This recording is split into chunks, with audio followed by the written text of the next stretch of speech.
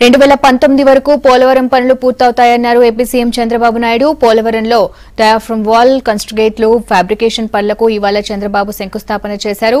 ఈ పనులతో ప్రాజెక్టుకు సంబంధించిన అన్ని పనులు ప్రారంభమయ్యాయన్నారు.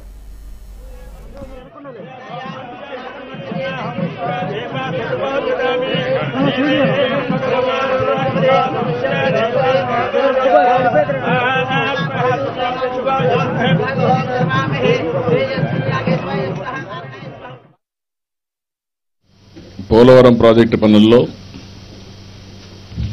ఇది ఒక మరో మైలురాయి. అంతేకాకుండా దీనితో ఆల్ ఏజెన్సీస్ అన్ని వర్క్లు కూడా ప్రారంభమైనాయి. ఈరోజు ఒక ముఖ్యమైన కార్యక్రమం చూస్తే ఒకటి డయాఫామ్ వాల్. ఈ డయాఫామ్ వాల్ చూసినప్పుడు ఈ ప్రాజెక్టుకి ఇది గుండెకాయ. ఎందుకంటే ఇది 1500 మీటర్ల పొడుగుంటుంది, అంటే దగ్గర 1.5 కిలోమీటర్.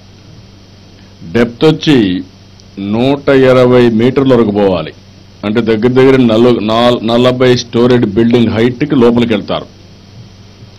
ఇంకొక పక్కన చూస్తే థిక్నెస్ చూస్తే 1.5 ఉంటుంది. మొత్తం area of cut off wall చూస్తే 70,000 స్క్వేర్ మీటర్స్ అప్రాక్సిమేట్ గా ఇక్కడ పనిచేయాల్సిన అవసరం ఉంది. Bauer company, Bauer constructions from Germany, వీళ్ళు నెంబర్ 1 ఇన్ దిస్ ఫీల్డ్. వీళ్ళు ఎల్ఎన్టీతో గెలిచారు. ఒకరు ఈ ఫీల్డ్లో నెంబర్ 1 అయితే ఎల్ఎన్టీ ఇంజనీరింగ్ కన్స్ట్రక్షన్ కంపెనీలో నెంబర్ 1.